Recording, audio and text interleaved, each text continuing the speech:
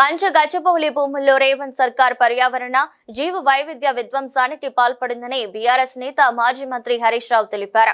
50 జేసీబీలతో రాత్రి వేళల్లో అటవీ సంపదను కూల్చివేసి వన్యప్రాణుల మనుగడను ప్రమాదంలో పడేసిందని పేర్కొన్నారు. కంచ చేను మేసిన చందంగా సర్కారు సుప్రీంకోర్టు, హైకోర్టు తీర్పులను ఉల్లంఘించిందని, అటవీ వన్యప్రాణి వాల్టా చట్టాలను తూట్లు పొడిచిందని వెల్లడించారు. ఈ మేరకు సెంట్రల్ ఎంపవర్డ్ కమిటీకి హరీష్ రావు నేతృత్వంలోని బీఆర్ఎస్ ప్రతినిధి బృందం 11 పేజీలతో రిప్రజెంటేషన్, 200 పేజీల నివేదికను అందజేసింది. అనంతరం తెలంగాణ భవన్ లో పార్టీ నేతలతో కలిసి మీడియాతో మాట్లాడారు. పేద రైతు తన పొలంలోని చింత చెట్టునో యాప చెట్టునో కొడితే పోలీసులు, ఎంఆర్ఓ వెళ్లి లక్షల్లో జరిమానా విధిస్తారు. వేల సంఖ్యలో చెట్లు నరుకుతుంటే ఫారెస్ట్, రెవెన్యూ అధికారులు ఏం చేస్తున్నారు? రైతుకు ఒక న్యాయం, సీఎంకు ఒక న్యాయం అని నిలదీశారు. రైతుకైనా పేదవాడికైనా ముఖ్యమంత్రికైనా సమాన న్యాయం ఉండాలని డిమాండ్ చేశారు. కంచ గచ్చిబౌలిలో రాష్ట్ర ప్రభుత్వం అన్ని నియమ నిబంధనలను ఉల్లంఘించి పండగ రోజుల్లో, సెలవు దినాల్లో అడవుల విధ్వంసానికి, వన్యప్రాణుల విధ్వంసానికి పాల్పడినటువంటి తీరును ఈరోజు ఢిల్లీ నుంచి వచ్చినటువంటి సెంట్రల్ ఎన్విరాన్మెంట్ అడ్వైజరీ కమిటీకి వివరించడం జరిగింది.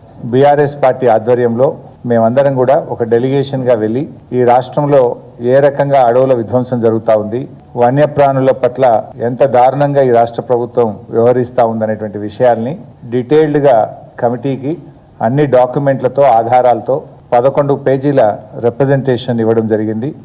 దాదాపు 200 పేజీల డాక్యుమెంట్స్ అన్ని కూడా వారికి సబ్మిట్ చేయడం జరిగింది. కమిటీ కొన్ని క్వశ్చన్స్ కూడా మమ్మల్ని వేశారు. వాటన్నిటికీ కూడా మేము ఆన్సర్స్ ఇచ్చాం. కొన్ని డాక్యుమెంట్స్ కూడా వారికి ఇవ్వడం జరిగింది.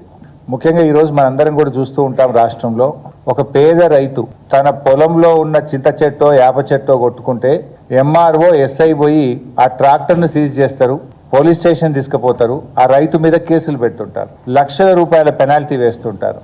మరి ఇక్కడ వేలాది చెట్లు వందలాది ఎకరాల్లో నరుకుతా ఉంటే ఏం చేస్తున్నట్టు? రెవెన్యూ వ్యవస్థ ఏం చేస్తున్నట్టు? ఫారెస్ట్ డిపార్ట్మెంట్ ఏం చేస్తున్నట్టు? ఎందుకు కళ్ళు మూసుకున్నారు? అంటే పేద రైతుకో న్యాయం, రేవంత్ రెడ్డికో న్యాయం ఉంటుందా? న్యాయం అనేటువంటిది, చట్టం అనే దానికి అది ముఖ్యమంత్రి అయినా ఒక రైతు అయినా అందరూ సమానమే. మనందరం కూడా చూస్తాం, మన హైదరాబాద్లో జూబ్లీ హిల్స్లో కావచ్చు, బంజారా హిల్స్లో కావచ్చు, హైదరాబాద్ నగరంలో ఎవరైనా ఇల్లు కట్టాలంటే మన వాల్తా చట్టం ఏం చెప్తుందంటే, వాల్తా చట్టం ప్రకారంగా వాళ్ళు ఆన్లైన్లో డిపార్ట్మెంట్కు గ్రామీణ ప్రాంతాలైతే 50 రూపాయలు, పట్టణ ప్రాంతం అయితే 100 రూపాయల ఛాలెంజ్ కట్టి నేను ఇల్లు కట్టాలనుకుంటున్నా, ఈ చెట్టు కొట్టాల్సిన అవసరం ఉందని దరఖాస్తు చేయాలి. ఆ దరఖాస్తును పరిశీలించిన తర్వాత కమిటీ ఒక్కొక్క చెట్టుకు 450 రూపాయలు డిపాజిట్ చేయమని చెప్తుంది. అదేవిధంగా ఒక చెట్టు కొడితే 2 చెట్లు పెంచాలనే నిబంధన ఉంటుంది. సో దాన్ని ఆ కమిటీ రికమెండ్ చేసిన తర్వాత 450 రూపాయలు ఫారెస్ట్ డిపార్ట్మెంట్ కట్టిన తర్వాత, అనుమతి ఇచ్చిన తర్వాత చెట్టు కొట్టాలి.